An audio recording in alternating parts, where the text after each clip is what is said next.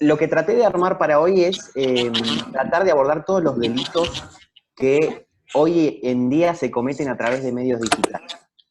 Estos delitos pueden ser reales, o sea, que existen en la vida real, que mutaron a lo que es la vida virtual o al mundo virtual. De hecho, la mayoría de ellos existen, ¿sí? No hay un delito nuevo, quizás la forma de cometerlo es nueva, pero el delito sigue siendo el mismo y no varía, no necesita incorporar nuevos delitos. Un poquito para que sepan un poquito quién soy, bueno, soy ingeniero en informática, estoy graduado en la Universidad FASTA, también trabajo en una empresa de seguridad informática, ¿sí? De Mar del Plata, que se llama Talsos. Soy perito informático del Ministerio Público Fiscal, ¿sí? De la provincia de Buenos Aires. Me dedico, obviamente, a trabajar en el Departamento Judicial Mar del Plata.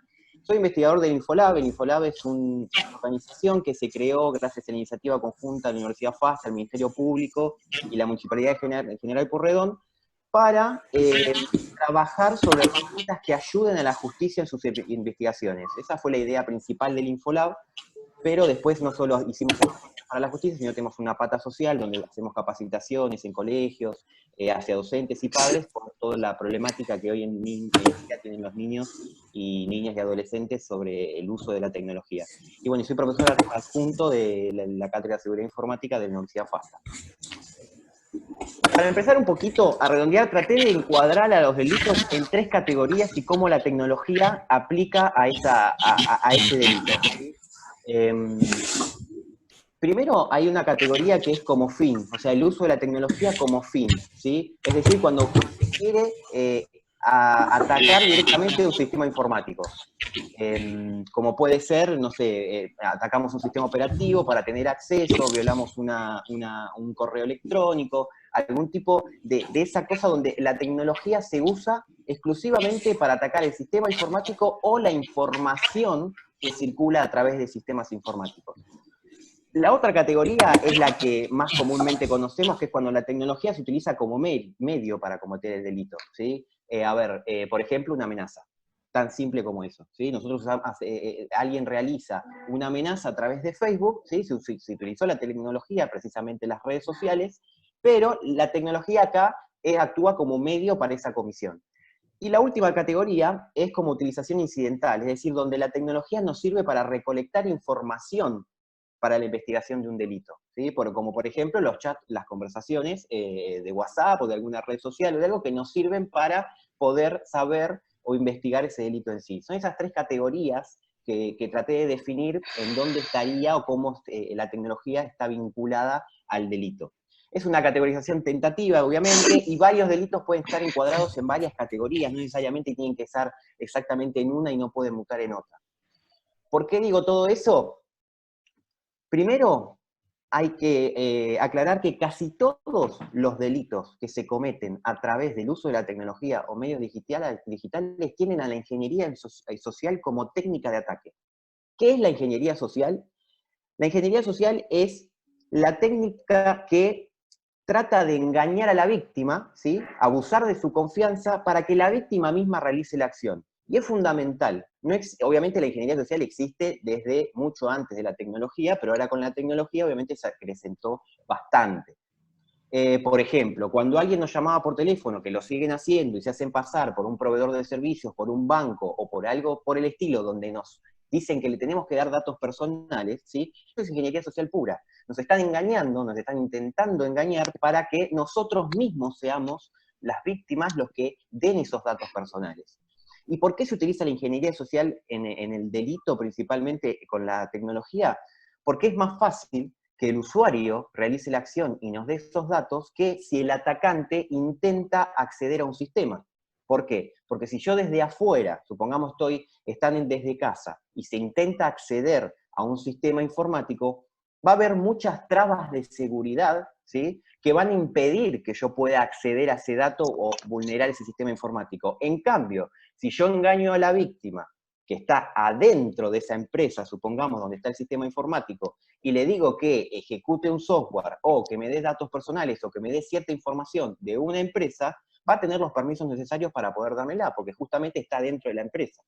Por eso es que la ingeniería social es fundamental para la forma de ataque que se utiliza para hacer el delito. La ingeniería social es lo fundamental y casi todos los delitos que se cometen a través de medios digitales utilizan esta técnica para poder engañar a la víctima. Bien, vamos a empezar con la tecnología como fin para afectar un sistema informático. Tenemos varias categorías donde, por ejemplo, el acceso individual a un sistema informático. Por ejemplo, se saltean por ejemplo, lo que se conoce como un login o un acceso a un sistema informático. El atacante saltea ese acceso y obviamente ingresa a la empresa y obtiene información de la empresa. Es un acceso indebido, ¿sí? Pueden ser bases de datos, ¿sí? Sistemas en general. Después tenemos la interceptación de comunicación electrónica, como puede ser acceder a un correo electrónico, ¿sí? Y después tenemos el malware o software malicioso. El software malicioso obviamente es un software que se realiza con la intención de generar algún tipo de daño en el sistema. Ese daño puede ser que que el atacante le brinde información o directamente romper ese sistema informático. Acá hay una salvedad que estas tres categorías o estos delitos que entran, no voy a hablar de artículos y demás porque no soy abogado, eso hay que preguntárselo bien a un abogado, sí cabe mencionar que la ley de delitos informáticos que tenemos hoy en día es del 2008, hubo obviamente algunas mejoras, sobre todo con la ley de grooming y distribución de material de abuso sexual infantil, pero la que está hecha en el 2008. Si bien es vieja, ¿sí? Hay que hacerle, considero, algunas reformas, pero encuadra más o menos todo igualmente de lo que hoy se está realizando. Hay algunos aspectos que después vamos a mencionar que no están encuadrados y que habría que contemplarlos. Volviendo un poquito, todos estos delitos son de acción privada. ¿Qué es una acción privada? Para el que no conoce y para el que sí, bueno, no importa. La acción privada es que, por ejemplo, el Estado no investiga. Para hacerlo en criollo, no hay una fiscalía o no hay alguien que se dedique a investigar ese delito o que dictamine las medidas de investigación de ese delito, sino que se hace a través de querella. Es decir, el mismo abogado de la parte o de la víctima es el que da las medidas hacia el juez para realizar cierto tipo de investigación. Ahí tenemos una traba, obviamente, porque muchos de estos delitos yo no los trabajo, como yo soy perito oficial del Ministerio Público Fiscal, es decir, trabajo para la Fiscalía General, un montón de estos delitos no los toco, pero no los toco de cierta forma, porque estos delitos pueden mutar, ¿sí?, a una acción pública, que sí hay un Estado que investiga y le interesa conocer el autor o la materialidad de ese hecho. Hablamos anteriormente de estos tres tipos de categorías. Ahora, estas tres tipos de categorías pueden pasar a acción privada dependiendo qué es lo que se realice o que se quiere intentar realizar. Por ejemplo, cuando hablamos de malware o software malicioso, tenemos hoy en día, ya hace estamos 2020, hace 3 años que el ransomware, no sé si alguna vez lo escucharon, es uno de los malware que más afecta tanto a empresas como a particulares. ¿Qué es el ransomware? El ransomware es un malware o software malicioso que lo que hace es cifrarte todo el contenido de tu sistema, ¿sí? Toda la información que tenés te la cifra con una clave que únicamente conoce el atacante o el delincuente, ¿sí? Únicamente esa clave, para poder volver a tener acceso a los datos que han sido afectados, la conoce el atacante. Pero para que te dé esa clave, te exige una suma de dinero. Entonces, ahí aparece la extorsión. Entonces, veamos cómo el malware, que aparentemente era de acción privada, ahora aparece la extorsión, porque me están pidiendo dinero a cambio para recuperar mi información, y ya se convierte en un delito de acción pública, donde hay un Estado que podría intervenir, una fiscalía que interviene, para poder resolver ese delito, ¿sí? Ahí ya empezamos a tener alguna modalidad específica que es el ransomware. Después hablamos de interceptación de comunicación electrónica. El mero acceso a un correo electrónico, ¿sí?, sin hacer nada, otra vez volvemos a la acción privada. Pero ahora, ¿qué pasa si me estafan a raíz de ese acceso? ¿Sí? O me empiezan otra vez a extorsionar, a coaccionar, o empiezan a divulgar la información. Ahí otra vez se podría mutar un poquito a lo que es acción pública. Y como algo conocido, quizás por el nombre no lo conozcan, que es el BEC, el Business Email Compromise, es algo que ha pasado. No sé si se acuerdan, el año pasado hubo una noticia muy conocida donde Boca Juniors, el club, debía recibir una suma de dinero del PSG por la venta de Leandro Paredes, que es el jugador de Boca, ¿no? Bien, pero en el medio algo pasó que cuando el PSG hizo la transferencia de dinero hacia lo que en teoría era Boca Juniors, el club, los fondos terminaron en México, ¿sí? Esa plata terminó en México. ¿Y qué pasó ahí? Ahí hubo eso, un business email compromise. Alguien, ¿sí? El atacante, el delincuente, se infiltró en la conversación de correos electrónicos entre los dirigentes de Boca y los dirigentes del PSG, y cuando los de Boca le dijeron, esta es mi cuenta, esto es lo otro, los atacantes interceptaron ese correo, ¿sí? O antes de que el Club Boca pudiese mandar eso, mandaron al PSG las cuentas o los CBU de los atacantes en esa conversación. No, ¿cómo es que se infiltran? Hay varios métodos de infiltrarse. Una es accediendo ilegalmente al correo del dirigente, ¿sí? Por ejemplo, si le adivinan la clave o con algún método de ingeniería social pueden descubrir o saber el correo electrónico y la clave, se meten, ¿sí? Obviamente accediendo a su correo electrónico y se hacen pasar por, obviamente, por el dirigente del club. Otra de las formas es muy compleja, pero se puede hacer, es de alguna forma saber quiénes son los encargados de realizar esa comunicación y crear una cuenta de correo muy similar al que va a recibir el dinero. Por ejemplo, voy a hacer un ejemplo, que esto no sé si tiene que ver con el club o no, pero por ejemplo, supongamos que la cuenta era dirigentes@bocajuniors.com.ar. Bueno, los atacantes podrían haberse creado una cuenta de correo que sea dirigentes@bocajuniors.com.ar, pero con 2N, ¿sí? El juniors con 2N. Esa cuenta, a simple vista, pareciera ser, ¿sí? de los reales, de los dirigentes reales del club, pero en realidad está cambiada. Al estar cambiada, son otras personas quienes controlan esa cuenta.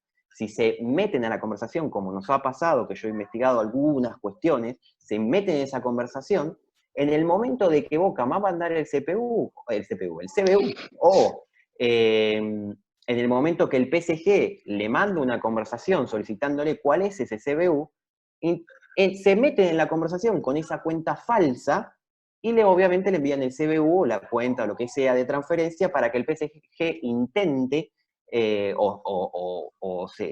esté engañado de ese tipo, esa comunicación, perdón, es real, pero en realidad no lo es. Entonces el PSG recibe esos datos de cuenta y los transfiere. Pero obviamente alguien se metió en el medio y hizo que esa conversación o hizo que esos fondos vayan a parar a otro lado.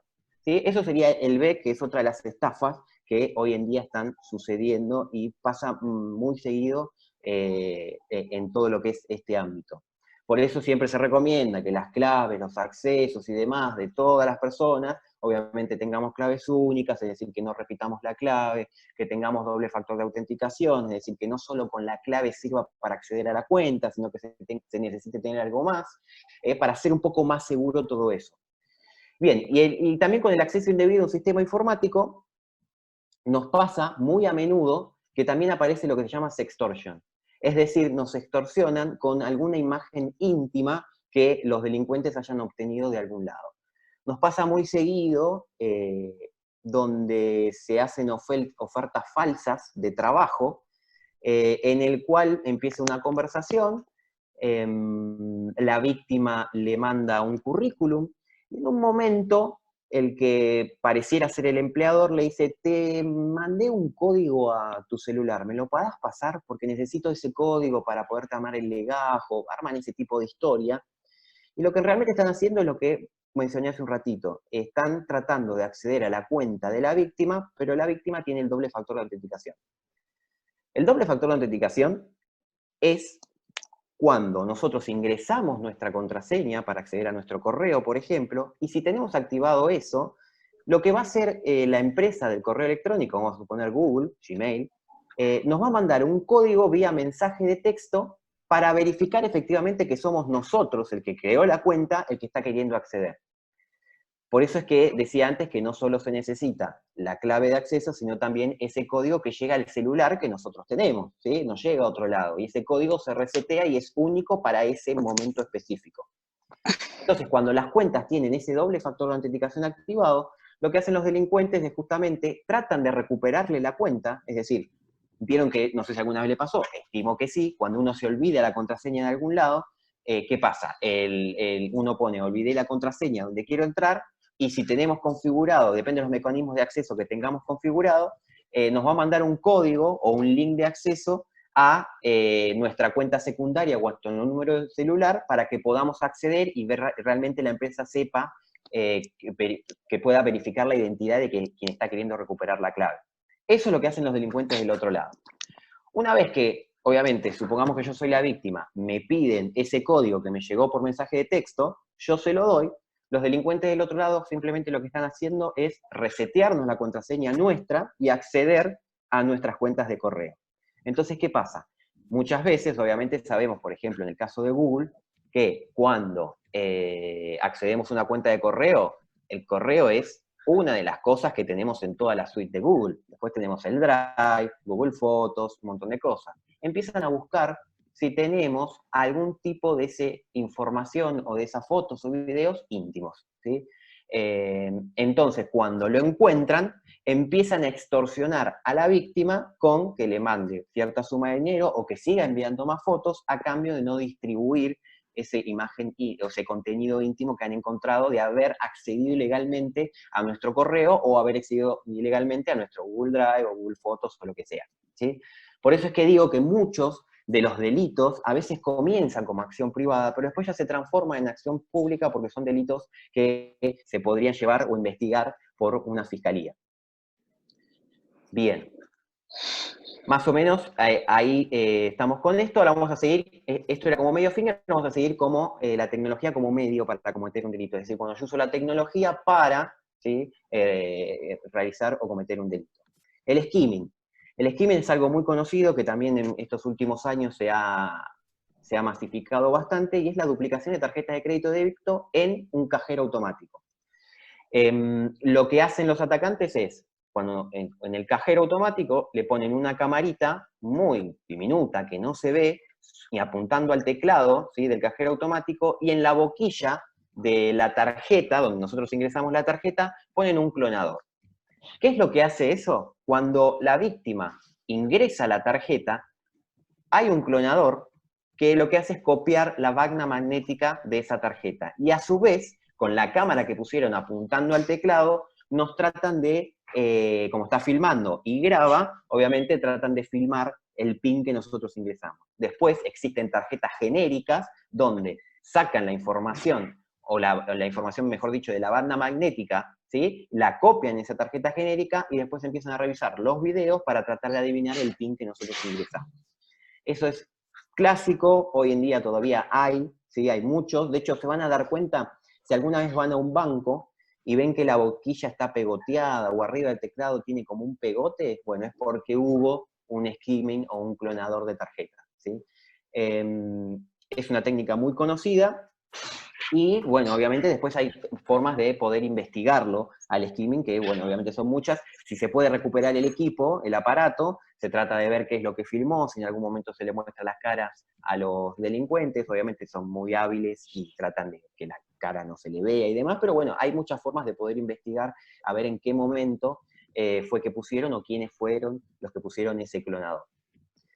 Después el phishing. El phishing o suplantación de identidad es una estafa, obviamente, y el clásico phishing que nosotros podemos recibir es cuando nos llega un correo electrónico diciéndonos que nuestro usuario de Visa, de Mastercard o lo que sea, ha sido bloqueado y tenemos que ingresar a cierto link o correo, o perdón, link o acceso, donde tenemos que poner nuestros datos de la tarjeta para que el usuario se vuelva a activar. Ese link que nos adjunta en ese correo que recibimos, obviamente es de un sitio falso. Ese sitio falso, cuando nosotros ingresamos y ponemos nuestras credenciales de acceso y las tarjetas de crédito con su PIN, con su código de seguridad, etcétera, van a un servidor, obviamente controlado por el delincuente, y nos roban todos los datos y después operan en Internet con esas cuentas, con esas tarjetas, mejor dicho. Ese es el clásico. Hay un montón de phishing, que el phishing justamente es hacerse pasar por alguien y hacernos creer a nosotros, las víctimas, que en realidad el que nos está mandando ese mensaje es la persona o la organización que dice ser, pero obviamente es totalmente falso. Últimamente anda circulando un correo hace ya, no sé, 8 meses, 9 meses, y ahora con el tema del coronavirus también se hizo muy masivo, en el cual nos mandan un correo electrónico que nos dicen, esta es tu clave, te entré a la computadora, te instalé un RAT, lo llaman ellos, le dicen así, o un virus, un malware, y te filmé haciendo cosas desagradables, ¿sí?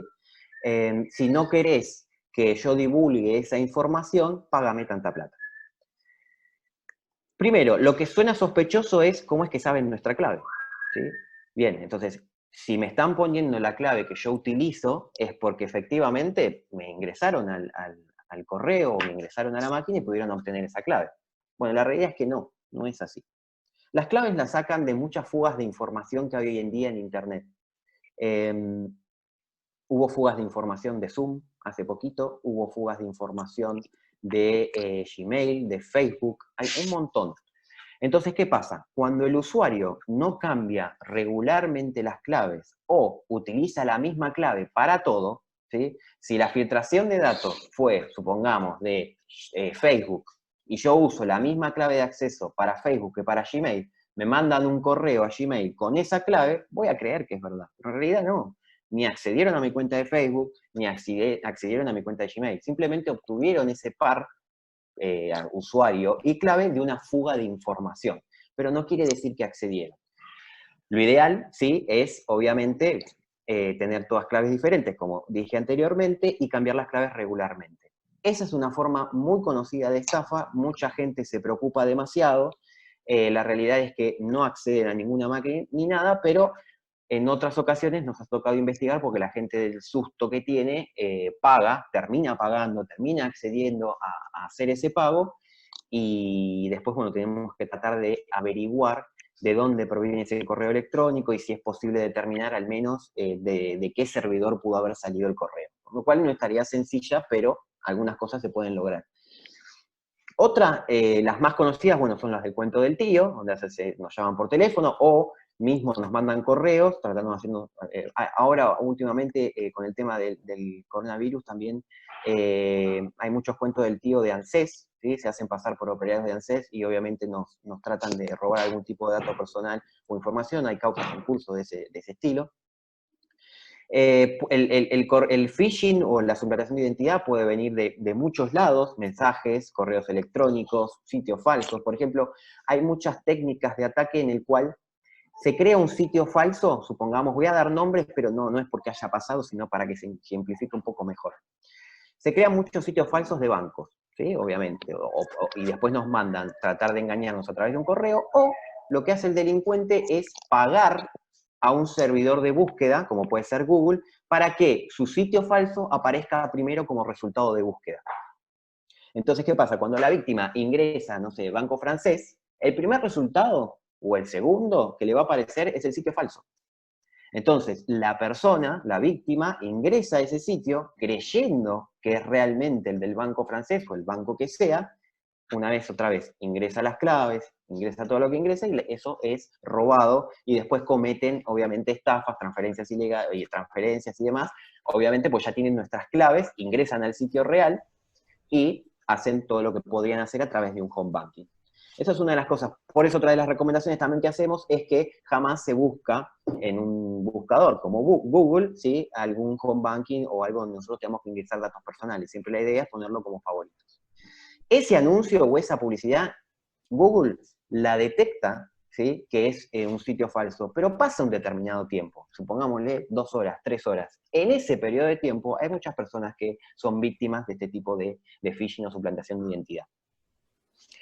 Otra muy conocida es una investigación que realizan los delincuentes que se llama estafa del SEO, donde simulan ser el gerente o el jefe de personal de una empresa.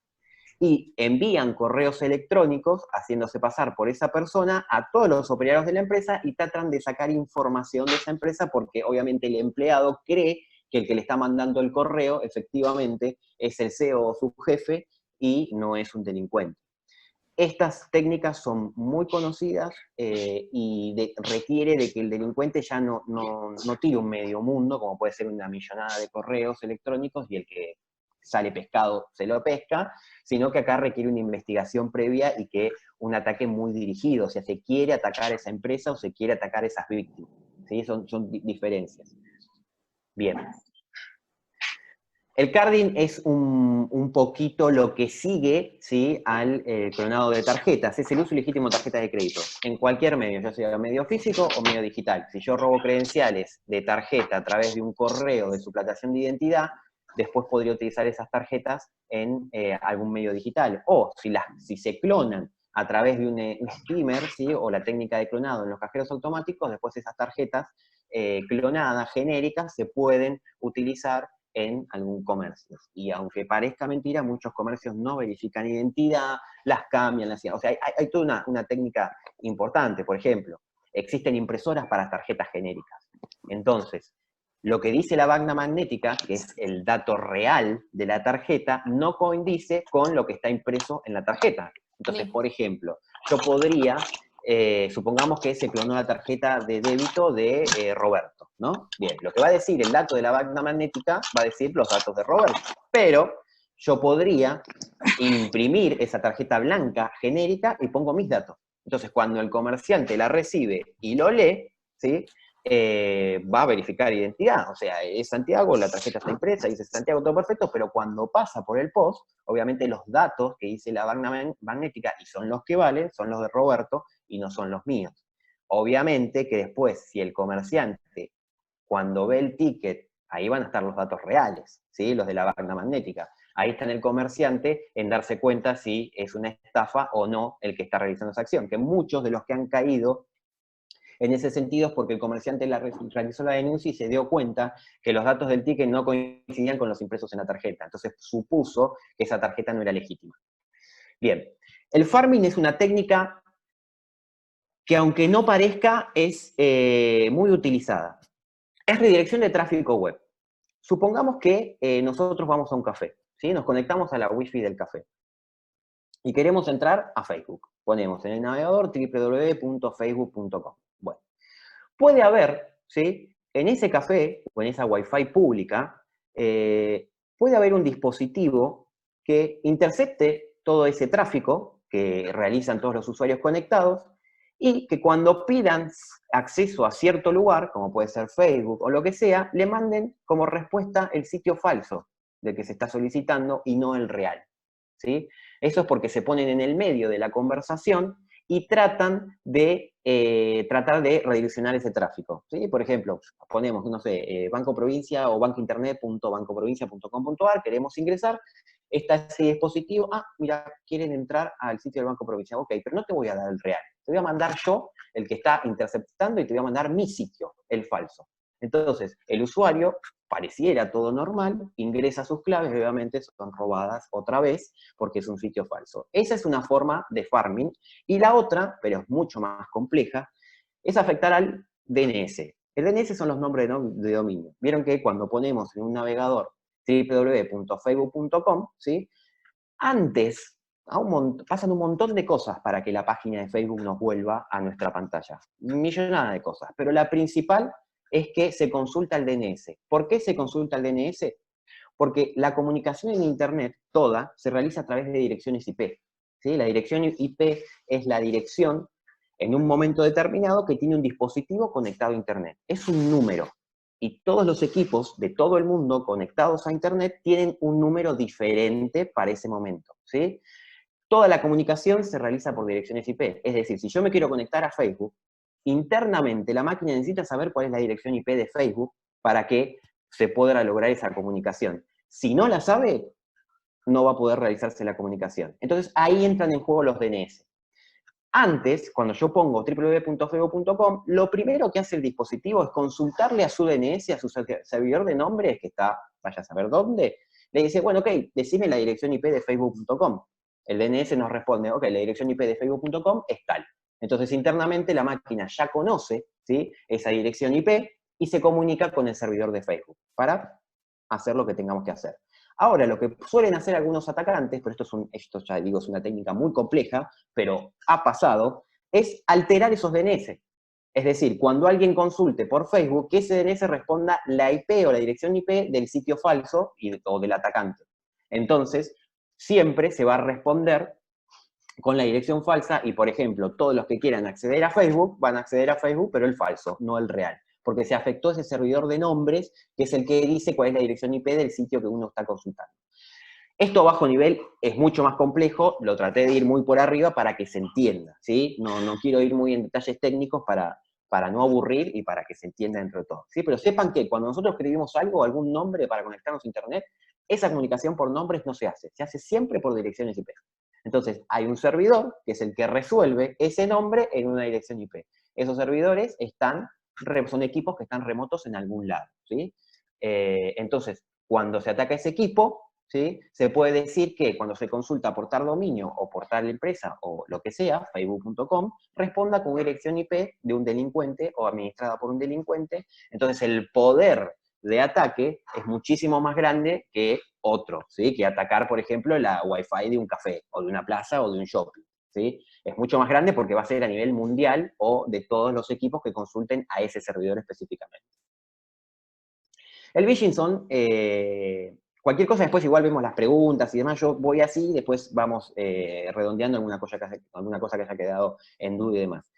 El phishing es una estafa por teléfono de línea o ahora, hoy en día, con toda la tecnología, por voz, pero a través de Internet, que es lo que se llama VoIP. Y son los famosos cuentos del tío. Acá entran todos los que son los cuentos del tío. Hola, tía, ¿se acuerdan Nueve Reinas? Hola, tía, bueno, que le saque información a la tía, Darín y demás. Bueno, que en realidad no lo hace Darín, después lo termina haciendo Gastón Paul. Bueno, es esa técnica, el cuento del tío. Tratar de ganarnos la confianza de la víctima, ¿sí?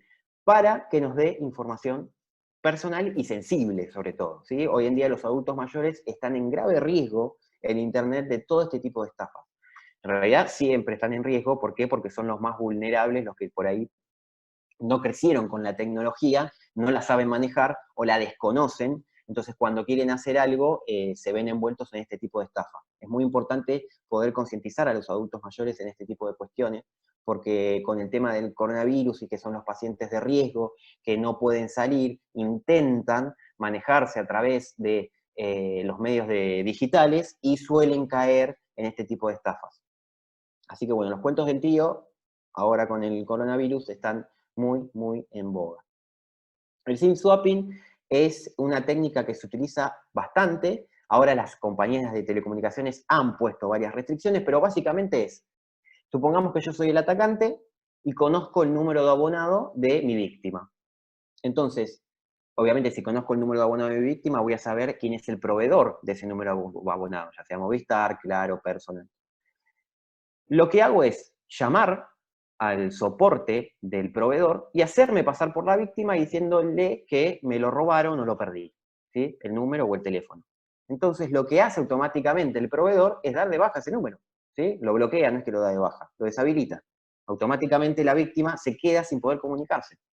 Después, lo que hacen los delincuentes van a buscar, ¿sí?, ese SIM nuevo o ese chip nuevo del teléfono con ese número de abonado seteado, que es el que yo me hice pasar. Lo conecto en un teléfono y automáticamente, si la víctima no tuvo los controles necesarios de bloqueo, de seguridad de las cuentas como WhatsApp, correos electrónicos y demás, pueden acceder absolutamente a todo, ¿sí? A todo lo que tenga esa persona. Ha pasado, han caído cuentas de WhatsApp porque han sido estafados por este tipo de engaño. Ha pasado también que se han robado correos electrónicos, porque obviamente como, aparte tienen el número de abonado, es decir, si yo tengo configurado el doble factor de autenticación, que me mandan un código por SMS al número de abonado que la víctima estableció, ya me puedo hacer pasar tranquilamente por la víctima, ¿sí? Porque los SMS y los códigos de seguridad me van a llegar al teléfono. Al que obviamente el que yo cloné, de alguna forma me cloné o me hice pasar. Es como una suplantación de identidad, pero a nivel abonado. Es una técnica muy interesante que la gente la sufre bastante. Gracias a que ha tenido mucho auge esta técnica, ahora las empresas, por suerte, las empresas de comunicaciones hacen algunos controles más para no bloquear cualquier número de abonado porque llama a cualquiera, ¿sí? Tratan de verificar la identidad de quien está llamando y que efectivamente lo que está diciendo es verdad y no se está haciendo pasar por esa persona. Bien. Y ahora empezamos un poquito con los delitos sexuales. Hay un montón, pero yo voy a hablar por ahí de los más conocidos. Primero, de material de abuso sexual en niños, niñas, adolescentes, o material de explotación sexual en niños, niñas, adolescentes. Esto es la mal llamada pornografía infantil, ¿sí? Mal llamada pornografía infantil, no se la llama pornografía infantil, se la llama de esa forma, es un nombre larguísimo, pero se la llama así. ¿Por qué? O abuso sexual infantil se puede poner para no poner el niños, niñas, adolescentes, pero para ser un poco inclusivo se pone el niños, niñas, adolescentes. ¿Por qué no pornografía infantil? Porque la pornografía presupone un divertimento, un consentimiento de las partes para realizar la acción. En lo que es la difusión de este tipo de contenidos hay un abuso sexual. Entonces hay que llamarlo como tal, como un abuso sexual. No hay consentimiento, el menor nunca puede tener consentimiento de poder realizar esa acción. Bien, ¿cómo se distribuye? Por muchos lados, ¿sí? Lo más clásico son redes sociales o redes P2P. P2P significa person to person. Como por ejemplo, para hacer un ejemplo clásico, el Emule o el Ares. Alguna vez lo hemos usado, bueno, se sigue usando, aunque no lo crean, y se puede transferir esto. Y si no, también se hace este tipo de distribución por lo que se llama la Deep Web o Dark Web, que es la Internet profunda. No voy a entrar en detalles de eso, pero para que sepan, todo lo que es Internet profunda es todo lo que no está indexado por un buscador. Es decir, todo lo que Google no me devuelve como resultado de búsqueda, se lo puede llamar Internet profunda, ¿sí? Todo eso se lo puede. Por ejemplo, para hacer un ejemplo extremo, nuestros correos electrónicos, la información de nuestros correos electrónicos, se podrían categorizar como Internet profunda, porque obviamente Google no me va a dar como respuesta un correo electrónico nuestro, ¿sí? Todo eso que no esté indexado por un buscador, se lo considera Internet profunda. Y después tenemos un nivel aún más negro, que es la Dark Web, o web oscura, que es donde se accede por un protocolo determinado, que se llama Tor, de anonimato. Y ahí es donde este tipo de delitos están muy frecuentes. Porque hay se garantiza de cierta forma un anonimato de quienes comparten y demás, que por eso lo realizan por acá. Acá me quería detener un poquito, por si no lo conocen, para saber cómo es que se realizan o cómo es que nos llegan este tipo de material o este tipo de denuncias. La voy a hacer cortita. Hay una organización en Estados Unidos que se llama NEMEC, ¿sí? Que es National Center for Missing and Exploited Children, o sea, Centro Nacional de Niños Explotados o Perdidos, que lo que hizo fue decirle a todas las empresas, ¿sí?, de redes sociales que cuando detecten algún tipo de distribución de este contenido, ¿sí?, ya sea por mensajes de texto y demás, lo informen a esta organización y esta organización lo va a derivar al país que corresponda según la dirección IP, ¿sí?, de esa distribución. Por ejemplo, vamos a suponer, yo estoy distribuyendo este tipo de contenido en Facebook, lo mando por mensaje o lo pongo en mi muro o lo que sea, automáticamente Facebook lo va a detectar y lo va a denunciar. Y con todo eso va a venir una cierta de cosas, van a venir no solo el contenido que se distribuyó o difundió, sino también va a venir la dirección IP de quien lo hizo y algunos datos como el nombre de usuario y demás, depende de la empresa, es la cantidad de datos que le brindan a esta organización y que después esta organización lo manda al país que corresponda según esa dirección IP. Las direcciones IP, para que lo tengan un poquito, están distribuidas por rango en todo el mundo. Es decir, hay cierto rango que puede ser asignado en Argentina, hay cierto rango en Brasil, hay cierto rango en Perú, hay cierto rango en Chile, ¿sí? Y hay cierto rango en Europa, en España, en Italia. O sea, hay direcciones IP que únicamente pueden ser usadas por esos países. Entonces, por eso el NEMEC sabe a qué país o a qué lugar se lo tiene que mandar, porque esa dirección IP se puede establecer fácilmente a qué país corresponde. Una vez que se organiza eso, bueno, el NEMEC supongamos que lo detecta que es de Argentina, lo manda para Argentina. ¿Quién lo recibe? En primera medida lo recibe el CISCABA, que es el Cuerpo de Investigadores Judiciales de la Autónoma de Buenos Aires, analiza esa información, el CISCABA, y lo deriva a la ciudad o provincia, ¿sí?, que corresponda según donde se pudo haber detectado esa difusión o esa distribución de material. Y a raíz de eso, bueno, nos llegan un montón de denuncias de este estilo. El 80-85% de las denuncias que estamos recibiendo son por esta vía, ¿sí? Es a través de una organización de Estados Unidos. También puede hacerlo el FBI o Interpol, ¿sí? Pero mayoritariamente estamos recibiendo del NEMEC y del FBI de Interpol algunas, pero no tantas. Nosotros en Mar del Plata, quizás el CISCABA recibe muchas más, pero las que nos llegan acá a Mar del Plata generalmente son todas del NEMEC. Y después puede haber por la denuncia de alguien. Por ejemplo, nos ha pasado en contadas ocasiones que los administradores del ciber detectan que un usuario está distribuyendo o está viendo al menos este tipo de contenido y hacen la denuncia. Eso es un ejemplo práctico. Después tenemos lo que es el grooming. El grooming es el acoso sexual a niños, niñas, adolescentes a través de medios digitales. Lo que intenta hacer el groomer o acosador es, básicamente, intenta ganarse la confianza del niño, ¿sí? De alguna forma, puede ser investigándolo, sabiendo cuáles son sus gustos, quiénes son sus compañeros y demás, e intenta, sí, obviamente, hacerse pasar por alguien de esos gustos, ganarse la confianza, ¿sí? La empatía de ese niño, y posteriormente la conversación la pasa a una rama o a un lado sexual, donde generalmente le pide algún tipo de contenido íntimo. Ahí se establece lo que es el grooming. En muchas otras ocasiones, el groomer o acosador directamente no se hace pasar por nadie y dice ser quien es. Cuando son adolescentes, por ahí esto de la adolescencia, mirá, estoy chateando con alguien que es mucho más grande que yo, está bueno, por el tema de la adolescencia, bueno, suelen caer en este tipo de engaños y en este tipo de acoso. Hay una cosa importante que por ahí a veces no se detecta mucho, es que la ley no dice que es de un mayor hacia un menor de edad. Obviamente sí, la víctima siempre es un menor de edad, pero la ley dice el qué, ¿sí? A través de medios digitales, intentar violar la integridad sexual de un menor de edad. ¿Sí? Una cosa así dice la ley, no me acuerdo de memoria, que es el artículo 131 del Código Penal. Dice el qué. Por lo tanto, si dice el qué, y es algo que se le critica a esta ley, es cualquier menor de edad que sea imputable puede estar dentro de grooming, ¿sí? Porque sabemos que los mayores de 16 años son penalmente imputables. Entonces, podrían caer en este tipo de delitos, y nos ha pasado que se han hecho denuncias de esta índole. Obviamente estos casos son muy finitos y hay que investigarlos con un cierto grado de detalle, porque muchas veces son relaciones de novios o algo por el estilo que en realidad no califica como esto. Pero un detalle importante es que la ley no dice que, muchas veces cuando leemos grooming, leemos es cuando un adulto o un mayor de edad acosa sexualmente a un menor de edad.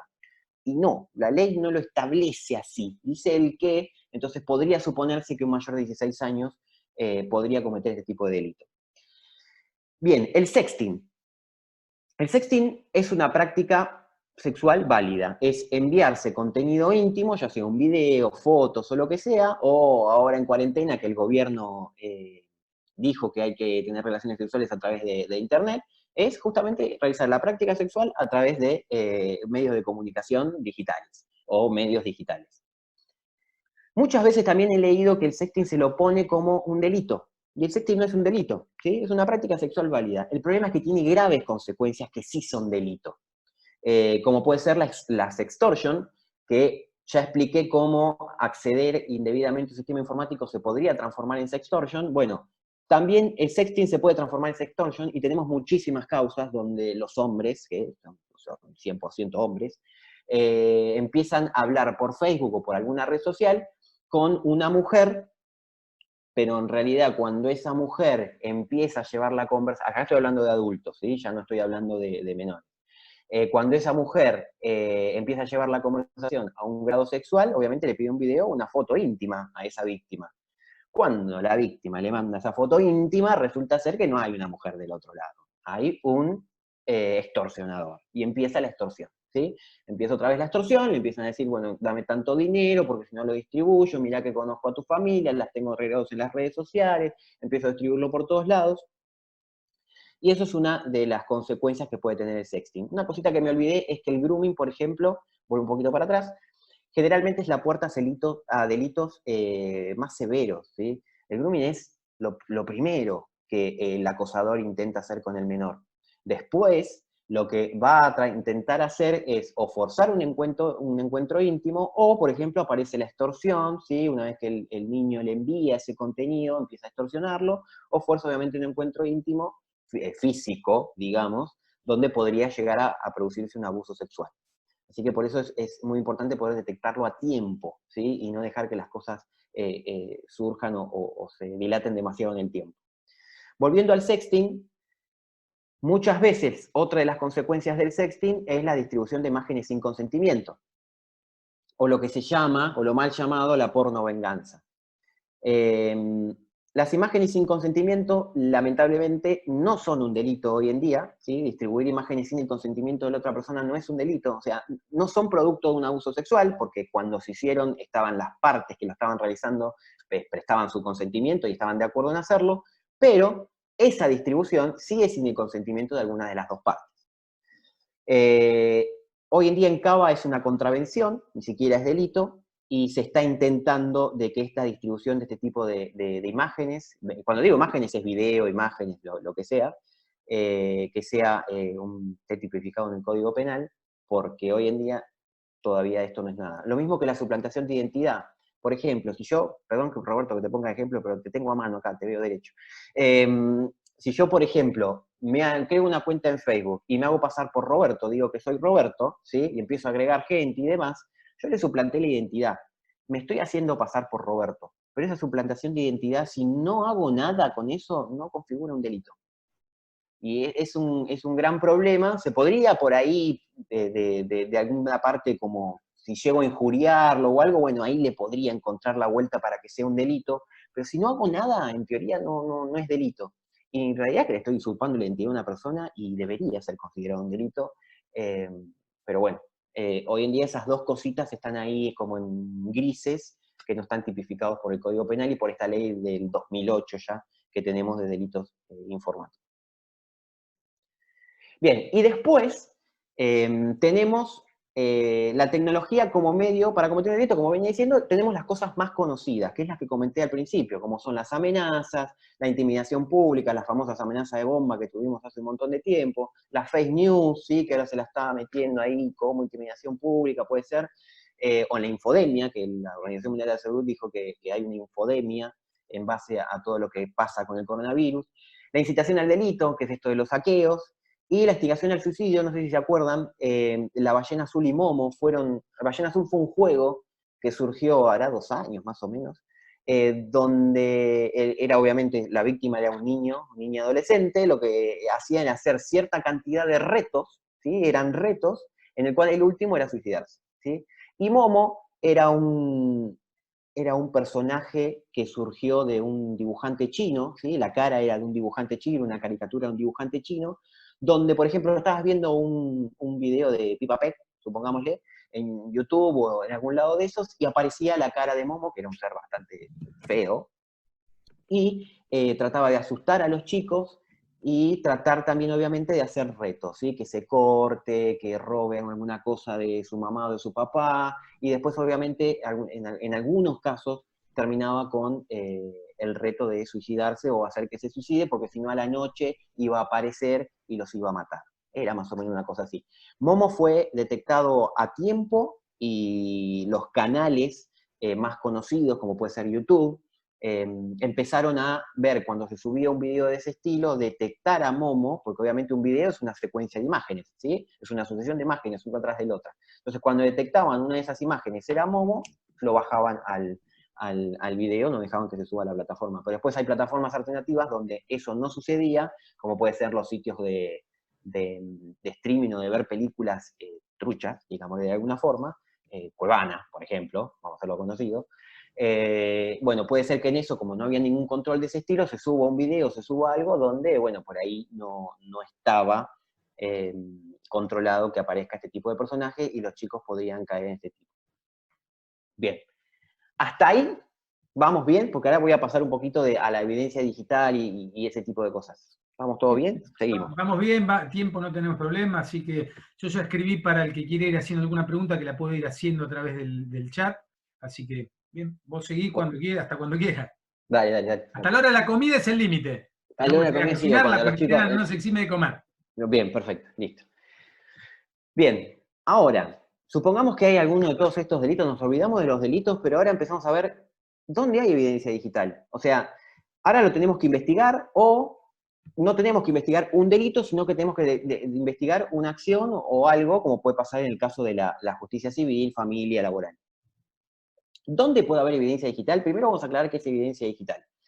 La evidencia digital para mí y para nosotros, para el Infolab, lo vamos a seguir llamando evidencia digital. Hay una controversia de ¿Por qué se llama evidencia digital y no se llama de otra forma? Bueno, lo vamos a seguir llamando evidencia digital porque es información, ¿sí?, que es relevante para la investigación que se está realizando. Información que tiene sentido o que corresponde con la investigación que se está realizando. Por ejemplo, si a mí me llega una pericia, el fiscal me dice, che, necesito que encuentres esto, esto, esto y esto, ¿sí? Cuando yo examino un dispositivo, como puede ser un celular o una computadora, voy a encontrar un montón de información, ¿sí? Voy a encontrar fotos con la familia, fotos del cumpleaños, fotos de esto, fotos de aquello, pero esa información no es relevante quizás para lo que estoy investigando. Entonces la evidencia digital entra en ese punto, donde esa información es relevante para el caso que estoy investigando, ¿sí? Bien, ¿dónde puede estar esa evidencia? Puede estar en computadoras, dispositivos móviles, tarjetas externas, pendrive, etc. Y también puede estar, obviamente, en la nube, ¿sí? Las nubes, pues, llamamos nube, a ver, por ahí otra vez vuelvo a lo mismo. La nube no es una nube que está en el aire y que la manoteo y la agarro, no. La nube son equipos interconectados, ¿sí?, en Internet, que poseen información sobre una persona, organización o algo que yo necesito conocer, ¿sí? Son servidores físicos y realmente físicamente están en algún lado. Lo que nunca voy a saber es dónde van a estar, ¿sí? Puede estar en China, en Singapur, en Somalia, en cualquier lado, ¿sí? A eso se le dice a la nube. Por eso hay muchos problemas con el acceso, cuando pedimos acceso, o cuando pedimos algún tipo de información en la nube, que es el famoso acceso transfronterizo de los datos. Muchas veces, por ejemplo, no pasa, pero si yo quiero pedir datos a Facebook de un usuario en particular, Facebook tranquilamente podría decirme, no, mis servidores están en Estados Unidos y yo cumplo la legislación de Estados Unidos, a Argentina no le doy nada. ¿Qué ha pasado? Ahora no pasa más, pero ha pasado, ¿sí? Pasa muchas veces con empresas que quizás no son mundialmente conocidas o no tratan de dar información a las fuerzas de seguridad o los que investigan diferentes tipos de acciones, ¿sí? Como puede ser, no sé, una empresa de datos o de correo que tenga sus servidores en China, por ejemplo. Santiago, ¿Sí? perdón, te puedo interrumpir. Te hago una Sí, pregunta. ¿Contestan los requerimientos que ustedes les hacen las empresas, por ejemplo, como Facebook o Google, que tienen sede en otros países? sí, Porque sí, en sí. Hoy sede en día están laboral, yo no y en sede laboral, y en sede civil, nunca me encontré la forma de que me contesten un oficio. El problema que tienen estas empresas, ¿sí?, el gran problema que van a tener es que cuando tienen portales de acceso a la fuerza de seguridad o a los jueces, supongámosle, lo que sí van a necesitar sí o sí es un oficio firmado de puño y letra por el juez. Eso es lo primordial, ¿sí? Si hay un oficio firmado por un auxiliar letrado, por un secretario, por un fiscal, por un perito, ¿sí?, no lo van a aceptar, lo van a rebotar. Lo único que necesitan es una firma de un juez. ¿Cómo verifican esa firma del juez? No tienen chance. O sea, yo tranquilamente puedo hacer un oficio, le pongo juez de no sé cuánto y nadie lo va a verificar. Por eso es que no entiendo por qué no aceptan un oficio firmado con firma digital y siguen pidiendo la firma de puño y letra. Pues son cuestiones de las empresas, no sé. Va a necesitar una firma del juez. El problema que cuando vos entras al portal de Facebook, que es facebook.com/records, después si querés se los pasamos bien cuáles son todos los portales de acceso de cada red social para pedir datos, hay una serie de delitos, generalmente son delitos penales, donde te piden, vas a preguntar, vas a pedir datos de tal usuario, ¿por qué cosa? Bueno, te da una serie de delitos. Hay un montón de cosas que no están tipificadas ahí, entonces puede ser que esos datos o esos pedidos los dejen para lo último o los descarten, que por ahí es lo que puede llegar a pasar en la parte civil, familia y laboral, ¿sí? Como no hay un delito, o sea, no hay un delito penal, ¿sí?, que se está investigando, puede ser que se descarten, pero deberían responder igual. Hay una cosa importante también. Cuando uno pide datos a las empresas, jamás la empresa te va a dar datos de contenido, ¿sí? Nunca te va a dar una conversación, nunca te va a dar un correo electrónico, nunca te va a dar la geoposición. Bueno, la geoposición te la pueden llegar a dar, pero el dato de contenido, yo necesito conocer si este mail, o cuál fue el mail que se enviaron dos usuarios por Hotmail, por ejemplo, ese dato no te lo van a dar nunca, ¿sí? Lo que te van a dar son los datos de tráfico, ¿sí? Los datos de tráfico pueden ser las direcciones IP de esos usuarios. En cierto momento se pide un rango de fechas y te dan todas las conexiones y las direcciones IP que el usuario mantuvo en ese periodo de tiempo, y también lo que te van a dar son los datos de la cuenta, es decir, con qué nombre le puso a la cuenta, cuál fue el teléfono que registró, cuál fue el mail secundario, si es que lo tuviese y demás. Y en algunos casos de emergencia, que los llaman de emergencia, como puede ser la desaparición de un niño, o la búsqueda, la averiguación de paradero, o riesgo de vida. En ese caso, sí, ese usuario que estoy investigando tenía la ubicación activa, me podría llegar a enviar esa ubicación del dispositivo, ¿sí? Eso podría llegar a ser, pero datos de contenido no dan nunca, ¿sí? Bien, Salvo en caso específico que sea la Corte de Estados Unidos quien se lo solicite, pero así todo, tampoco son bastante reacios en dar eso. bueno, te voy pasando otra pregunta que van haciendo en el chat. Sí. Alguien está preguntando si cuando se hacen scratches, publicaciones falsas con scratches en redes sociales, si hay posibilidad de dar con el ID de la persona que comenzó con ello. La que comenzó, Sí. y a ver, la que comenzó es muy complejo. Podría, a ver, la respuesta corta es sí. La respuesta larga es un ni, más o menos, probablemente no. ¿Por qué? Porque si alguien corta esa cadena, y nosotros estamos investigando a partir de ese corte, quizás pueda dar con el primero que lo distribuyó, pero en realidad no fue el primero real, ¿sí? Por ejemplo, supongamos que hay una foto que anda circulando en WhatsApp, ¿sí? Vieron que WhatsApp permite hacer 5 reenvíos, más de 5 no se puede. Yo intento ver para atrás quiénes fueron los que distribuyeron ese contenido, esa imagen o lo que fuese. Voy a poder ver hasta cierto punto, más para atrás no voy a poder llegar a determinar, ¿sí?, quién fue el primero. O supongamos que en Facebook llega una noticia, o llega una foto, o llega un scratch, y yo genero un post nuevo, no hago un compartir, ¿sí? Si yo genero un post nuevo, ya se me corté la cadena. Entonces no se puede ir para atrás. Hay que hacer una investigación muy finita. ¿Es posible? Sí, es posible. No es imposible. Pero es compleja. Y personalmente opino que nunca se va a tener ciencia cierta de si realmente ese primero que encontré fue el primero, ¿sí? Quizás no sea el primero, sí pueda ser uno de los primeros, pero no el primero necesariamente. Esa sería más o menos la respuesta. ¿Se puede? Sí, se puede. Es un tanto complejo. Bueno, hay más preguntas, pero seguí y después en todo caso Bueno, así perfecto. Dale. Bueno, otra cosa de la nube que se puede pedir son las empresas de telecomunicación. Hay muchos que reciben quejas o que se quejan de que la empresa tarda en responder y eso. La verdad que la empresa, si uno utiliza el canal adecuado, la empresa responde. Lo que pasa es que siempre va a responder con datos que tenga a mano la empresa. Si yo le he pedido cosas estrambóticas, lo más probable es que por más que tenga el dato me digan que no lo tienen. ¿Por qué? Porque ellos se excusan de que cuando pido algo, ese algo tiene que ser información facturable. Es decir, todo lo que no facturen no me lo van a dar. Por ejemplo, si yo quiero saber cuál era la potencia de la señal que tenía el dispositivo a realizar cierta llamada, esa información ellos no lo facturan, no me la van a dar. ¿La tienen? Yo supongo que sí. ¿Para qué podría llegar a pedir la potencia de la señal? Porque cuando un teléfono es conectado a una antena, ¿sí?, obviamente nosotros estamos caminando y estamos conectados a una o varias antenas. Entonces, cuando me voy moviendo, esas antenas van cambiando. Yo puedo hacer una triangulación de las potencias que voy recibiendo de esa antena y poder determinar en un momento una geoposición determinada de ese dispositivo. Esa información no te la van a dar, ¿sí? Porque no es una información facturable. Como hay otro tipo de información facturable no facturable, perdón, que no la dan, ¿sí? Ahora, si yo pido entrantes y salientes de un dispositivo, con las entrantes y salientes también hay un tema. Por ejemplo, hacemos el pedido de entrantes y salientes de un número abonado. Los salientes me lo van a dar todo, porque en teoría esto es la información que ellos facturan. Ahora, los entrantes únicamente me van a informar los entrantes de esa misma compañía.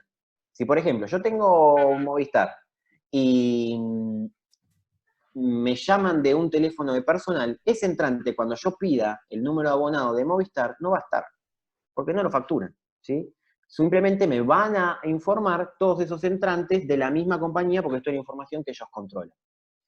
Hay otras que a veces sí lo dan, pero por lo general no. Bueno, eso con respecto a las empresas de telecomunicación. Después, almacenamiento en la nube, como puede ser Google Drive y eso, hay un tema muy finito de que, bueno, como ya expliqué anteriormente, información de contenido no dan. Entonces, si yo le pido a Google alguna foto o le pido a, no sé, a Hotmail, el correo, tal y tal, no me lo van a dar, ¿sí? Siempre me dan información de tráfico y datos de cuenta. Bien. Formas de presentación de evidencia digital. Acá me hago un paréntesis en el sentido de, a ver, para hablar de preservación y cómo obtener la evidencia digital y los demás canales necesitaríamos otra charla aparte, que no estaría hasta mañana hablando. Pero hay unas cosas importantes que vemos hoy en día. Primero son las capturas de pantalla. Las capturas de pantalla no sirven como evidencia, ¿sí? Pueden servir primariamente, pero se van a caer en el proceso. Una captura de pantalla tiene que ser verificable con otro tipo de evidencia que tenga más sustento y más fuerza. ¿Por qué? Porque la captura de pantalla se puede alterar de cualquier forma, ¿sí? Muchas veces nos llegan los expedientes con las capturas de pantalla donde son todos audios. ¿Y qué hago ahí? ¿Qué? ¿Aprieto en la pantalla? ¿Aprieto en el papel, el play? O sea, hay que tratar de capturarlo de otra forma, ¿sí? Otra de las cosas que vemos comúnmente son los correos electrónicos, las conversaciones, como decía anteriormente, con esas capturas de pantalla. Muchas veces los correos electrónicos se copia y se pega el texto y lo imprimen. No sirve, porque hay un montón de información que se dejó de lado, ¿sí? De hecho, la más valiosa generalmente, que son los encabezados de ese correo electrónico. Pero encabezado no estoy hablando de remitente y destinatario, estoy hablando realmente de una información extra, un metadato del correo, se le dice metadato porque es información extra, que no se ve a simple vista. Por ejemplo, de qué servidor salió, qué servidor lo recibió, ¿sí? Si ese correo realmente es auténtico, hay una forma de controlar que sea auténtico el correo. Si nosotros tenemos en una causa, en una parte civil o de familia, donde queremos corroborar que un correo enviado de una persona a otra es auténtico, y a mí, como parte, me traen o veo en la causa que hay un correo electrónico donde está impreso, toda esa información que es totalmente importante para esa investigación o para investigar lo que estoy tratando de investigar, no la tengo, y me sirve. Y me sirve muchísimo más que el contenido en sí, lo que diga el correo, ¿sí? Por ejemplo, para dar un ejemplo, hay un registro que se llama SPF, ¿sí? Y hay otro registro que verifica la autenticidad de quién envía y quién recibe. Eso está todo en lo que se llama encabezado completo del correo. Ese encabezado completo se puede ver en cualquier servicio de correo electrónico, llámese Google, llámese Hotmail, llámese el de Apple, cualquiera, ¿sí? Se puede ver. La forma correcta, me hice un parate en el correo porque generalmente es lo que más vemos que con un tipo de falencias. La forma correcta de poder obtenerla, hay una forma que dice descargar encabezado completo o descargar original o ver original y demás. Bueno, toda esa información va a estar ahí, ¿sí? Y eso es importante. Lo mismo con las capturas de pantalla, obviamente no sirven, y toda evidencia, como digo acá, tiene que ser adquirida a ciertos mecanismos que le den validez legal en el proceso, ¿sí? Sepan que un copy-paste, lo que se llama un copiar y pegar un correo, o una captura de pantalla que refleje conversaciones y demás, en algún momento, si hay un defensor o una parte que se aviva y pone énfasis ahí, esa evidencia no va a tener fuerza y se va a caer. Bien, los mecanismos correctos de obtención de evidencia digital, por ejemplo, si estamos en el ámbito penal y tenemos que ir a secuestrar algo, aparece muchas veces la teoría del fruto del árbol envenenado. ¿Qué quiere decir esto? Es decir, que se secuestró mal el soporte de evidencia digital, por ejemplo. La evidencia digital dijimos que es la información, pero ahora, esa información, como es digital, está dentro de algo, como puede ser un disco rígido, como puede ser un pendrive, como puede ser, no sé, cualquier cosa, ¿sí? Esa información, bueno, entonces, cuando yo tengo que secuestrar esa información, lo tengo que hacer adecuadamente. Si, por ejemplo, si yo secuestro un gabinete, ¿sí? Supongámosle, o lo que mal llamado un CPU, pero no le tapo los dispositivos o los puertos, perdón, de entrada y salida, ¿sí? Lo que va a pasar es que en el medio, cualquiera puede haber puesto cualquier cosa, ¿sí? Y puedo haber abierto el dispositivo y cambiarme ese soporte de evidencia digital por algo que quisiese, ¿sí? Por eso es importante el sellado, ponerle rótulos, ¿sí? Y hacer una correcta cadena de custodia. Para el que no sabe, una cadena de custodia es una planilla o una hoja, un papel, que me da trazabilidad a ese dispositivo. Es decir, cada vez que alguien lo recibe, o la primera vez que se obtiene, ¿sí? Se va firmando como un nuevo eslabón en esa planilla, donde dice quién lo tiene, ¿sí? A la hora que lo recibió, la firma, los datos personales. ¿Por qué es esto?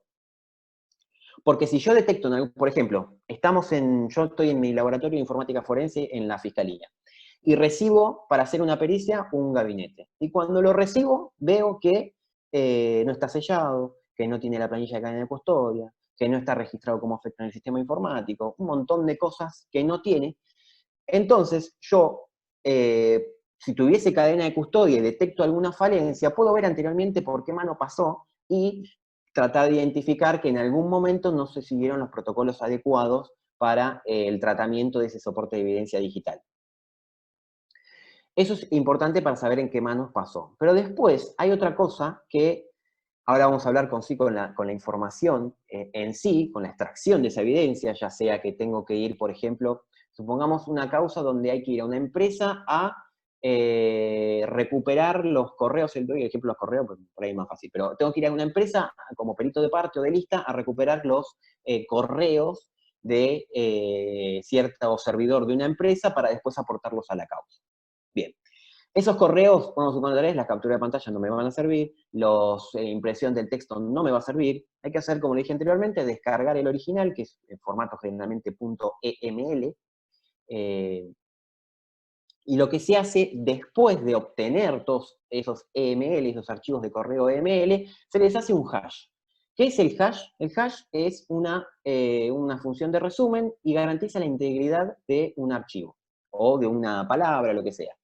¿Qué quiere decir esto? Cuando yo le aplico esa función, ¿sí?, a un archivo, me da una clave alfanumérica extensa, lo extenso de esa clave va a depender del algoritmo de hash que use, mientras más débil o más fuerte. Si es más fuerte va a tener mucha más cantidad de números y letras, y si es más débil va a tener menos. Pero ¿qué pasa? ¿Cuál es la ventaja que tiene? Que es una función únicamente de entrada. Es decir, yo a partir de ese número, que es único y identifica únicamente a ese archivo, ese número, perdón, esa cadena, mejor dicho, porque tiene letras y números, identifica únicamente ese archivo, yo no puedo saber cuál es el archivo original, ¿sí? Para volver a obtener ese mismo número, le tengo que aplicar esa función a ese archivo. ¿Y qué quiere decir esto? Es que si ese archivo se modifica en algún momento, ese hash va a cambiar. Por ejemplo, estamos en la empresa esta, y estamos haciendo el backup o estamos recuperando los archivos de correo. Le aplico el hash a un archivo de correo, ¿sí? Me da que el hash es tal clave o tal cadena. Bien, perfecto. Si después, cuando se tiene que hacer una pericia en base a todos esos correos electrónicos que están todos debidamente hasheados, mal llamados hasheados, pero tienen sacadas sus claves de integridad, si el perito que realiza la pericia, cuando comprueba ese hash, detecta que hay un hash que no coincide con el que primeramente se obtuvo de ese correo, puede suponer que ese archivo fue modificado en el medio, ¿sí? Porque el hash aplica sobre el contenido. Es decir, si yo lo modifico a ese archivo, ese hash ya va a variar. Por eso es que se utilizan las sumas de integridad o de comprobación, que son estos hashes, para verificar también la trazabilidad, pero ya de la información en sí, y no tanto de el soporte por ahí como es la cadena de custodia, sino que el hash ya sea a nivel archivo, generalmente. Espero que se haya entendido, pero es una función de entrada, yo le aplico a un archivo una función de hash y me da una cadena, ¿sí? Se la vuelvo a aplicar n veces y nunca lo modifiqué, siempre me va a dar la misma cadena. Ahora, si ese archivo lo modifico en algún momento, esa cadena va a variar. Y yo a partir de la cadena no puedo nunca determinar cuál es el archivo original. Por eso es que cuando se realiza el acta, ¿sí?, se pone el archivo obtenido y al lado su comprobación de hash o su clave de hash. Y siempre los mecanismos de obtención de evidencia digital deben realizarse con técnicas y herramientas adecuadas. ¿Por qué digo esto? Porque, por ejemplo, si yo utilizo para realizar una pericia o para realizar una extracción una herramienta craqueada o en cierta forma ilegal, y no me va a servir, ¿sí? Tiene que ser herramientas que su uso esté autorizado o garantizado. Una herramienta craqueada puede tener un malware, puede tener un montón de cosas a suponer en el medio que harían que esa obtención no es realmente transparente, digamos, ¿sí? Siempre hay que usar herramientas que estén adecuadas y técnicas y procesos adecuados de esa preservación o esa obtención de la evidencia digital que estén establecidos en algún medio o protocolo. Nosotros en el Infolab hicimos una guía de obtención de evidencia digital que se llama País PURI, que es el protocolo de informática forense, y PURI es el proceso unificado de recuperación de información, que está avalado por la Procuración General de la Provincia de Buenos Aires, en el cual se establecen ciertas pautas y ciertas fases de una correcta adquisición y obtención de evidencia digital. La evidencia digital tiene un montón de procesos que primero es, como mencioné, supongamos, la identificación, ¿sí? Después tenemos la recolección, que es el allanamiento, después tenemos la adquisición, que es, por ejemplo, cuando se trabaja con un dispositivo, ya sea un teléfono o una computadora o lo que sea, lo que se trata de hacer es una imagen, lo que se le dice una imagen forense a ese dispositivo. ¿Qué es una imagen forense? Es una copia exacta del contenido de ese dispositivo. exacta es bit a bit, es decir, el dispositivo adentro está compuesto por unos y ceros, ¿sí? Bien, entonces, yo lo que hago es una copia, obviamente, copiando los unos y ceros de ese dispositivo, ¿sí? Todo eso se llama copia bit a bit y es una copia exacta, ¿sí? Es una gran diferencia, muchas veces se le dice copia espejo, pero no es copia espejo, porque la copia espejo deja de lado ciertas cosas de ese dispositivo que podrían ser importantes. Se hace una copia exacta y se llama copia bit a bit, y a esa copia lo que genera es un archivo, que es la famosa imagen forense, y después se trabaja sobre ese archivo. O sea, el original no lo toco nunca más. Es una de las particularidades que tiene también la evidencia digital. Por ejemplo, en una autopsia, ¿sí? Se modifica en la evidencia, ¿sí? Hay un original que es el cuerpo y se modifica para realizarle estudios, extracciones y demás. Yo en la evidencia digital no necesito modificar el original.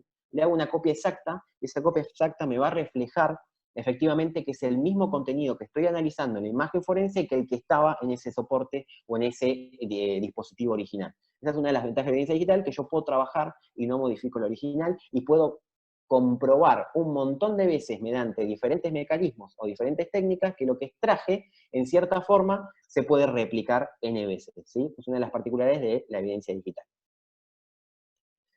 Bien. Aclaro que obviamente esto es un poco más largo, pero voy así para que no ir tan a fondo.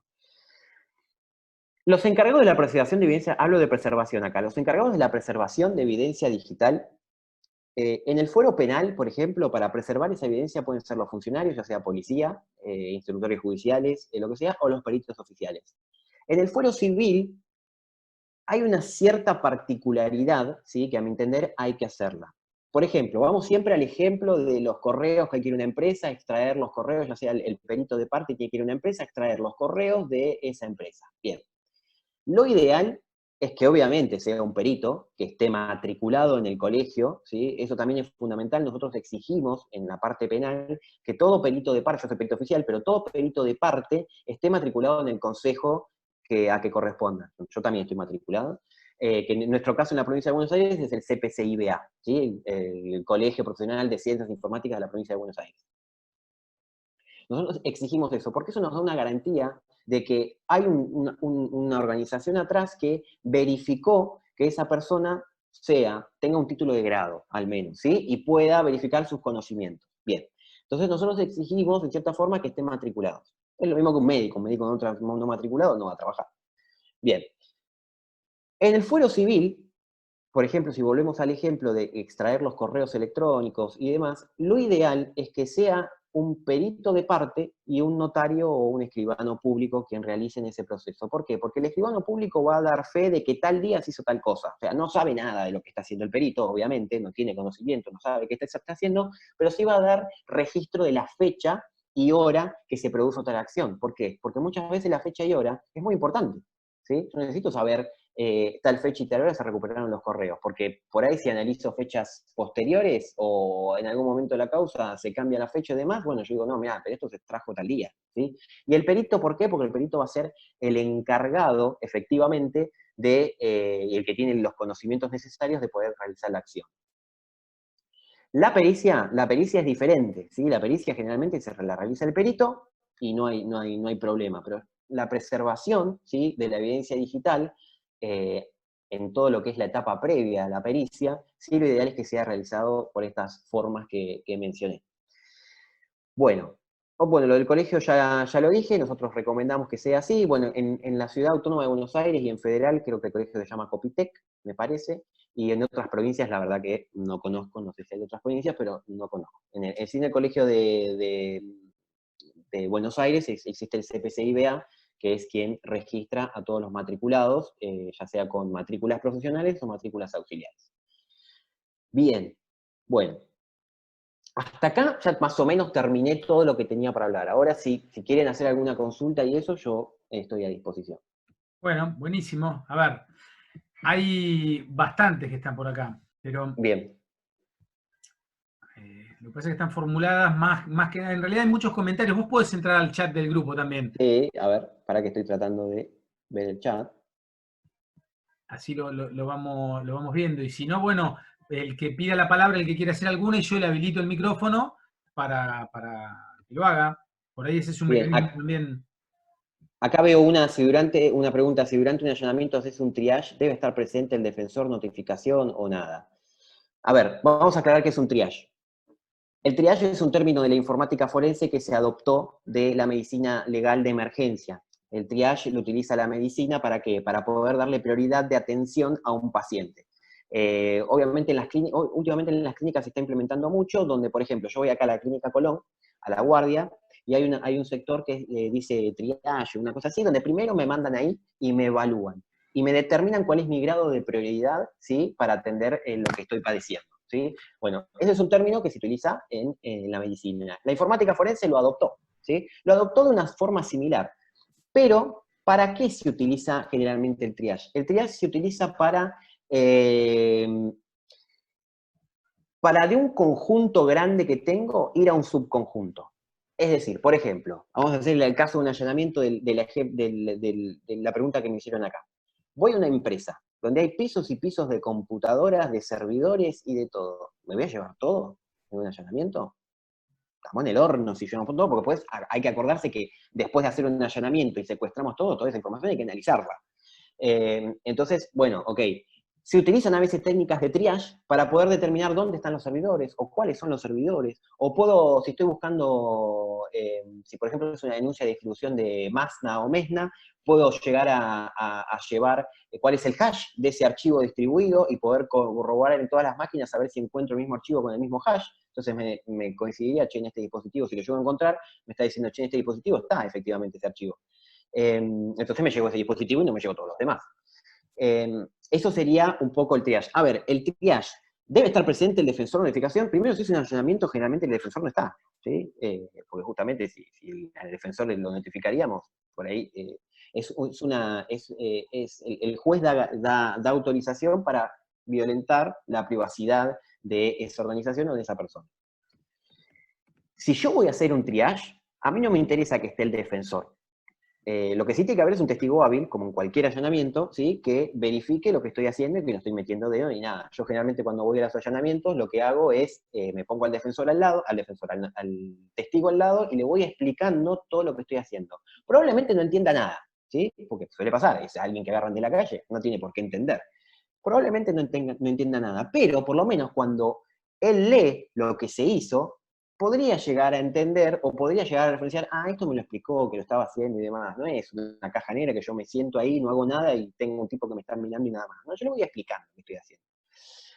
Lo que sí, si voy a hacer triage o si voy a usar alguna técnica donde tenga que insertar o poner algún dispositivo propio nuestro, ya sea de la policía, de los instructores judiciales, de la fiscalía, yo le tengo que dar conocimiento al juez. A mí es el juez el que me autoriza a hacer todo. Si yo voy a hacer triage y lo voy a hacer con alguna técnica o voy a usar alguna herramienta específica, bueno, en el pedido de allanamiento, ¿sí? Le voy a decir qué voy a hacer y por qué lo voy a hacer, ¿sí? Si yo voy a allanar una empresa, ya sé de antemano que me voy a encontrar con un montón de dispositivos, ¿sí? Por eso es que hay que establecer antes de un allanamiento a dónde voy a ir, no ir tan a ciegas. A veces no queda otra, pero otras veces sí se puede saber previamente qué es lo que voy a allanar y puedo tomar medidas en base a eso. Entonces, cuando hacemos el pedido, podemos decir, che, voy a usar un software para poder comprobar si el hash de todas las imágenes que están en el dispositivo que quiero examinar coincide con el archivo denunciado. Bueno, ok. Lo fundamento, le digo por qué, y si el juez me lo autoriza, ya estoy habilitado para poder hacerlo, ¿sí? Pero siempre el juez tiene que tener conocimiento. Si el juez no tiene conocimiento, no lo voy a poder hacer. Y siempre hay que tener en cuenta que voy a poder hacer todo lo que diga la autorización del juez del allanamiento, ¿sí? Cuando el juez autoriza, generalmente copia o arma todas las cosas que se pueden hacer dentro de ese allanamiento, ya sea un secuestro de dispositivos o cierta acción. Si no está en esa autorización, no lo puedo hacer. Eso sería más o menos la respuesta. Perfecto. Ahí apareció otra pregunta más, Sí. que es la que realiza Ángel. No sé si la podés dar vos. La que dice, ¿es posible detectar un usuario acosador cuando cerró sesión en una red social? No. Bueno, no importa, igual esa también está buena. A ver, sí es posible. Uno puede cerrar sesión, que no pasa nada, la cuenta sigue activa, ¿sí? Y puede hasta eliminarla. Ahí vamos a tener un problema, cuando la elimine vamos a tener un problema. ¿Qué pasa? Pero también las redes sociales implementan una acción para las fuerzas de seguridad o fiscalía, ¿sí? En el cual si yo automáticamente puedo preservar, decirle a Facebook que no borre los datos de esa cuenta. Entonces, si el usuario que estoy investigando la llega a eliminar esa cuenta, como yo ya hice una preservación de antemano, ¿sí? Facebook no la va a borrar. Me la va a dejar hasta que le llegue el pedido del juez. Es una medida preventiva para que no pasen ese tipo de cosas. Por eso siempre se aconseja no al escrache, no a compartir, ¿sí? Y sí a hacer la denuncia inmediatamente. Porque mientras menos tiempo perdamos, más tiempo vamos a poder llegar a poder investigar el delito, ¿sí? Ahora, si nosotros nos encargamos de hacer escrache de esa persona, si empezamos a compartir la información y no hacemos la denuncia, obviamente a través del escrache esa persona se va a dar por advertida que fue descubierta. Si se da la advertida que fue descubierta, va a eliminar la cuenta. Lo ideal es que eso no pase. Entonces, por eso siempre hacemos este tipo de cosas. ¿Existe? Sí, se puede preservar, y si alguien lo borra del otro lado, como yo ya hice la preservación, eso no se va a borrar y los datos cuando los pida los voy a tener. Bien, no sé cuál era esa de no, porque no la veo. Bien, vamos a hacer, te leo otra que es un robo de elementos, entre ellos una Smart TV. La víctima aportó que la aplicación Netflix fue utilizada posterior al robo y que la aplicación le da un IP. ¿Se puede localizar el aparato? ¿Cómo se debería solicitar para saber con exactitud la ubicación utilizando ese IP? Porque ese IP que me aporta. Sí, perfecto. Sí, suele pasar, y mucho. Lo que hay que hacer es la denuncia, obviamente, y las fiscalías tienen la forma de poder acceder a la parte de legales de Netflix, donde le informan ese tipo de cosas. Pero acá hay un paréntesis. Nosotros generalmente los Smart TV configuramos nuestra cuenta de Netflix y queda ahí activa y no la borramos. Por eso es que pasa que cuando nos roban el dispositivo, lo conectan en cualquier lado y van a poder usar Netflix porque nunca cerré sesión, o sea, quedó logueado, ¿sí? Con nuestro usuario. Pero hay una cosa importante, o sea, si nosotros no cambiamos la clave y si nosotros nos acordamos la clave como víctimas, porque hay una cosa también que armamos la clave una vez, como quedó configurado, nunca más, ¿sí? Entonces me olvidé la clave, bueno, si yo me acuerdo la clave, puedo acceder a Netflix mismo, ¿sí? Al portal, desde una computadora, puedo ver, Netflix me da los últimos inicios de sesión. Entonces yo puedo determinar esa dirección IP sin la necesidad de tener que enviarle un correo a Netflix para que me diga esa dirección IP si es usado. Entonces con esa dirección IP ya ahora me cambia el panorama. Las direcciones IP son administradas por proveedores de Internet, que nada tienen que ver las empresas. Los proveedores de Internet son Fivertel, Movistar, ¿sí? Personal, Claro, el que sea. Entonces yo ya tengo la dirección IP, ¿sí? Entonces lo que hago es le envío un oficio, obviamente como fuerza de seguridad o como agente de justicia, le envío un oficio al proveedor, ¿sí? Ya, si es Fivertel, se lo mando a Fivertel, y Fivertel me va a dar los datos de la cuenta de esa dirección IP. Del cliente que tenía registrada esa dirección IP en ese momento particular y en ese uso horario. Acá por ahí me voy a hacer un poco extensible la cosa, pero quiero determinar algo. Las direcciones IP en el mundo son dinámicas. Una cosa importante, cuando nosotros nos conectamos en una Wi-Fi, ¿sí? Generalmente es una Wi-Fi, pero también puede ser por una red cableada, las direcciones IP públicas, es decir, la que ve el servidor o el servicio donde me estoy conectando, por ejemplo, vamos a seguir con el caso de Netflix, cuando yo me conecto a Netflix, ¿sí? Se ve la dirección de IP pública. Esa dirección IP pública no la tienen nuestros dispositivos, no la tiene la computadora, no la tiene el Smart TV, no la tiene el celular. El que la tiene es el cosito negro ese que nos instala el proveedor, ¿sí? Que se llama router, ¿sí? El que tiene la dirección IP es el router, la IP pública es el router. Lo único que puede ver el servidor al que me estoy conectando, ya sea Facebook, Netflix o que sea, es esa dirección IP que tiene ese pituto negro o ese coso negro que se llama router, ¿sí? Bien, entonces acá vienen las salvedades y los peros. Cuando yo determino la dirección IP que se conectó, por ejemplo, el Smart TV, voy a poder determinar la dirección IP de ese router, ¿sí? Que estaba conectado a Internet, para un momento determinado y una fecha determinada, ¿sí? ¿Por qué? Porque cuando yo apago el router, supongamos que lo apago, esa dirección IP queda liberada y el proveedor se la podría dar a otro router de otra casa. Entonces, por eso es importante cuando yo le armo oficios a las prestatarias o a los proveedores de Internet, es establecerle la dirección IP, en qué fecha y hora fue utilizada y el uso horario. El uso horario es lo que me permite determinar que el país, por ejemplo, donde se estaba utilizando esa dirección IP. No es lo mismo las 3 de la tarde en Argentina que las 3 de la tarde en España. Por eso en Argentina es GMT-3 o UTC-3, ¿sí? Y en España es, no me acuerdo, UTC-1 o 2, no me acuerdo. Pero es importante eso de las direcciones IP para que lo tengan en claro. Entonces, ¿qué pasa? Supongamos que yo me conecto, vamos a suponer, le robé el Smart TV a esta persona que hizo la pregunta. Lo traigo a mi casa y lo conecto a una Wi-Fi, pero que me presta el vecino, ¿sí? Entonces, lo que va a ver Netflix, la dirección que va a ver Netflix, es la del cliente de mi vecino, la del coso negro que me instaló el proveedor de mi vecino, ¿sí? Entonces, cuando la fiscalía le pida los datos de esa dirección IP, el cliente que va a figurar es mi vecino y no realmente el que cometió el ilícito. Por eso la dirección IP hay que tratarla muy finitamente, porque la dirección IP jamás me identifica a un usuario y jamás me identifica a una persona. Es un indicio. ¿Sí? Si yo conecto ese dispositivo en una Wi-Fi pública o en un café o en un shopping, ya está. O en un ciber, pongámosle, ¿sí? No voy a tener forma de poder detectar quién lo hizo. La dirección IP nos da un indicio, pero no es una evidencia determinante o determinista, ¿sí? Eso es importante que lo tengan en claro. No identifica nunca a un usuario, no identifica nunca a una persona. Lo que identifica es un domicilio de conexión, nada más. Pero este domicilio, si prestó la clave al vecino o al otro, guarda con eso, ¿sí? Espero que se haya entendido un poquito. Bien, bueno, dos últimas preguntas porque si no se nos va a ir muy largo. Hay una que es IPv6 ¿para cuándo? No sé lo que quiere decir. ¿IPv6 para cuándo? No sé. En realidad tendría que haber sido para hace 3 años, pero hay servicios que están usando IPv6. IPv6, para que lo tengan en cuenta, a ver, lo que nosotros utilizamos hoy se llama IPv4, versión 4, es decir, es un número que identifica el dispositivo conectado a Internet, ¿sí? Que tiene cierta longitud. ¿Qué pasa? Esa longitud obviamente es finita. Entonces, lo que está pasando hoy en día es que no hay direcciones IP para todos los equipos que se quieren conectar a una red o a Internet. Entonces, hay muchas cosas que hacen las empresas para poder brindarle el servicio. IPv6 vino a solucionar ese problema. Es un número muchísimo más grande, más largo, con lo cual puede redireccionar a un montón de personas, ¿sí?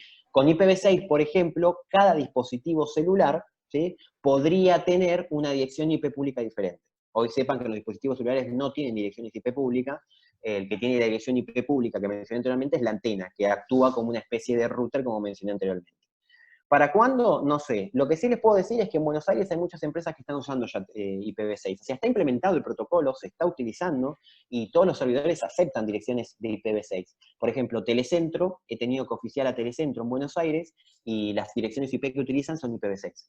Bien, y otra pregunta más que preguntan acá, y la hacemos la última, así ya terminamos. La verdad que una exposición muy buena, muy interesante, que la vamos a subir a la página web nuestra, Bueno, sin que implique robarte información, pero bueno, es parte no, no, de esto. no Es pasa cuánto nada. tiempo guardan esa información los proveedores. No sé bien a cuál de todas las ¿Cuál informaciones. de todos? Bueno, hago un reconto más o menos para que sepan. Sí. Gmail está guardando la información 1 año más o menos. Facebook la está guardando alrededor de 2 años. WhatsApp es de Facebook e Instagram es de Facebook, así que más o menos deben andar por ahí. Eh, con respecto a proveedores de telecomunicación, No, hablaba, las mira, la pregunta era por las capturas de pantalla, los IP por las capturas de pantalla, es lo que estaban diciendo. los IP por las capturas de pantalla. Sí. Me mareé que el tema de captura de pantalla IP, pero supongo que será cuando presentan una captura de pantalla y con una dirección IP o algo así. No lo sé. No, igual Pero está confusa porque volvía para atrás. Seguí explicando los tiempos porque si no nos bueno, los tiempos quedaría. de los proveedores. A ver, hago un reconto de los proveedores. Bueno, Facebook, WhatsApp, Instagram, ya lo dije. Twitter no solemos pedir, porque Twitter es un arma muy finita. Cuando uno pide a Twitter, queda a consideración de Twitter si le avisa o no al investigado que lo están investigando, valga la redundancia. Entonces, lo pedimos con cierta prudencia y aclaramos que no se le dé aviso. Pero debe andar por ahí también, 1 año y medio, 2 años. Después los proveedores de telecomunicaciones o de internet, yo la verdad que no he tenido mucho problema. He pedido direcciones IP de hace un tiempo largo, supongámosle 3 años a Fivertel, y me las han dado. Con lo cual tienen un almacenamiento importante de eso. Lo que pasa es que a veces depende el tiempo porque es de dónde lo tienen que ir a buscar ese dato. Pero está. No sé si decirte 6 años para atrás, pero 2 años y medio los proveedores de Internet están teniendo esa información. Después, ¿qué más? Y las empresas, bueno, como ya mencioné, Facebook y demás, Mercado Libre también tiene un logo bastante nuevo, pero es el más cortito de todos. Después, qué sé yo, otra cosa que trabajamos con la gente de económicos, el tema de los bancos. Bueno, los bancos son los que menos guardan la información, alrededor de 3 meses, es muy cortito el tema del banco. Así que ahí estamos más o menos en los tiempos, ¿sí? Pero para que tengan idea, 2 años Facebook, todo lo que son redes sociales, 1 año correos electrónicos, y los proveedores de internet y números de abonado y demás, están con 3 años, 4 he pedido y no he tenido problemas. No sé a ciencia cierta cuánto. Bien. Bueno. ¿Cómo validás? Creo, acá creo que venía Sí. por ahí. ¿Cómo validás la captura de pantalla de WhatsApp o una cosa así? Las capturas de pantalla de WhatsApp, la forma de validarlas es de otra forma que no sea una captura de pantalla. ¿Cómo? Bueno, la forma más fácil que yo veo hoy en día es, dependemos si tenemos del celular donde están las conversaciones o si no lo tenemos. Si no lo tenemos va a ser muy complejo, ¿sí? Porque WhatsApp no nos da datos de contenido. Si yo le oficio a WhatsApp y quiero saber las conversaciones de tal usuario, no me las va a dar. Ahora, si yo tengo el celular, hay una opción compleja que es con la pericia, que es con un dispositivo particular que se llama UFE, que hace una extracción, que yo le decía y demás, pero vamos a sacar ese, que es el caso que nadie tiene, o que tiene, o hay uno por fiscalía, perdón, hay uno por departamento judicial. Vamos al otro caso. Yo lo que hago con la víctima, generalmente cuando viene a denunciar algo, es para no enroscarme y enchufarle el equipo ese y hacer la extracción, yo lo que hago es me mando las conversaciones por correo, a mi mail oficial. ¿Sí? Hay una opción en la conversación que es enviar por correo, y automáticamente todo hace un paquete, WhatsApp hace un paquete con todo eso, y lo manda por correo electrónico. Manda tanto los audios, la conversación, como las imágenes. Entonces yo después recibo esa conversación y esos documentos multimedia que le dicen, los meto en un archivo, le hago el hash, lo agrego a la causa y listo, ya está. ¿Sí? El hash, ¿por qué? Para hacer la integridad. Esa es la forma que yo hago. Hay otra que es transcribiendo, que lo hace un instructor o algún fedatario, pero es un enrosque, porque si tengo 20.000 mensajes, la verdad que transcribirlo es un poco engorroso. Y otra opción, pero que tarda más tiempo, es la de pedir datos a WhatsApp, pero no externamente. Es como lo brinda Facebook. Nosotros desde el celular, hay una opción en nuestro dispositivo, en WhatsApp o en Facebook, que es pedirle datos de todo el contenido de mi cuenta a la empresa. Entonces, en una opción de la cuenta de WhatsApp, yo entro, voy a ajustes, pongo recuperar información, y después de 2 días, un día o 2 días, ¿cómo es? Estoy leyendo preguntas, ahí justo ahí me apareció una. Después de 1 día o 2 días, WhatsApp me manda toda la información que tiene de mi cuenta, incluidos los mensajes. Entonces yo también podría utilizar esa técnica, pero generalmente uno tiene a la víctima encima o al que necesita sacar la información encima, y yo la información, para mí la más cómoda es esa. La otra que se puede usar es el WhatsApp web, pero ya necesitamos que se ingrese a una computadora del Ministerio Público, es un poco más engorroso y no tan transparente. ¿Sirve el grabador de pantalla? Sí, sirve el grabador de pantalla. Pero yo tengo que ver, obviamente después el grabador de pantalla me genera un video, donde obviamente tengo esas conversaciones, las puedo hashear y todo, pero no es práctico, porque yo esas conversaciones en algún momento por ahí las quiero copiar, porque las tengo que poner en un texto o algo, y si tengo un video también es un enrosco, pero voy a tener que transcribir en cierta forma.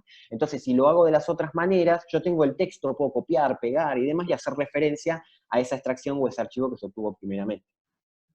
Bueno, bien, excelente, yo realmente muy buena la exposición. Nada, les aviso que esta es una primera charla, va a haber otra jornada de cibercrimen, seguramente en la semana que viene, en 15 días, les vamos a avisar. Y bueno, te agradecemos, te damos un aplauso virtual, Bueno, como no, gracias a y usted. te vamos No a sé si convocar los para otra nueva aburrí. charla. Bueno, dale, no sé si los aburrí o no. No, estuvo muy bien, la verdad, estuviste muy bien. Bueno, Dale. bueno, muchísimas gracias y gracias a Los todos por elimino a prestar todos, atención. finalizo la conversación. Bueno, ok. Saludos. Adiós, hasta Chao. luego.